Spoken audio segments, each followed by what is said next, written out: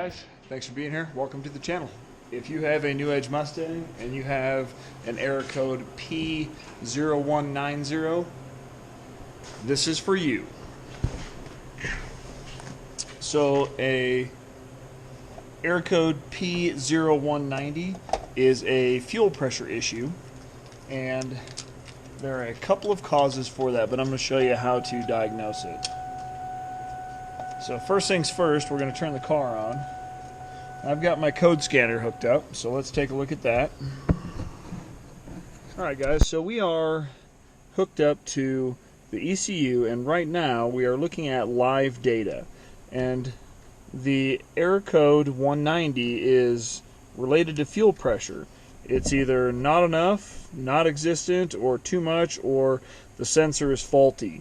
So this right here is a really good way to figure out what's going on.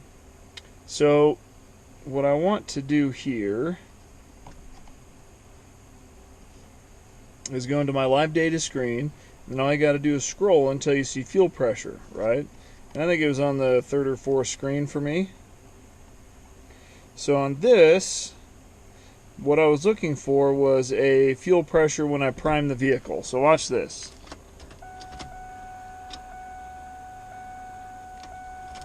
Turn the vehicle off, back on.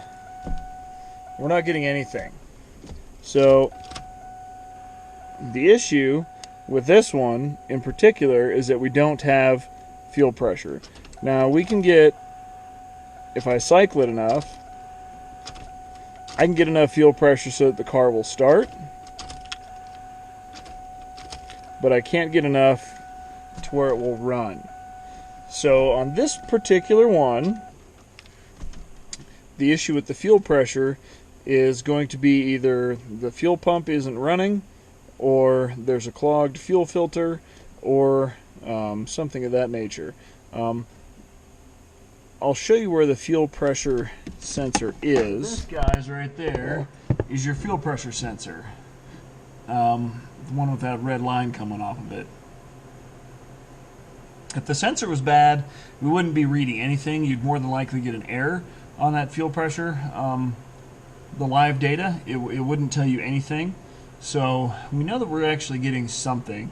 And I've actually taken apart, this one's got an aftermarket fuel rail, but I took it apart right here, and I was able to see some fuel coming out of there when I primed the system. So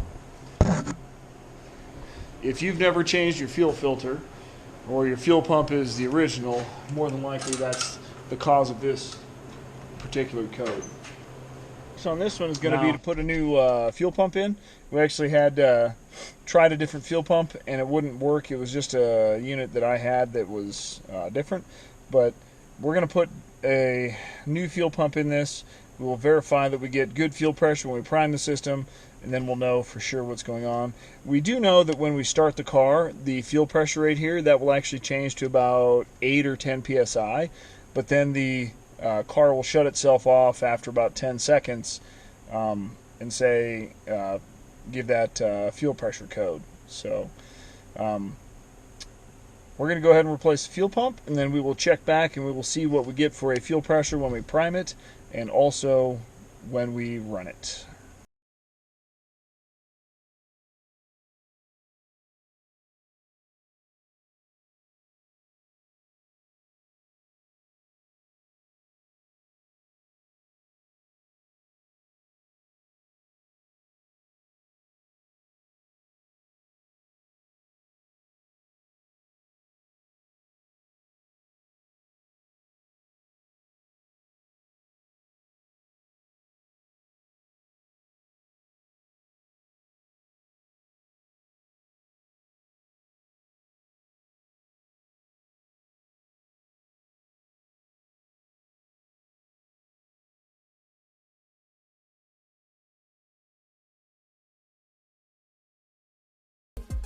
Alrighty, moment of truth. You saw that we got the fuel pump replaced. Now we're gonna turn the car back on, see what we got for fuel pressure. Oh, look at that. 56 pounds.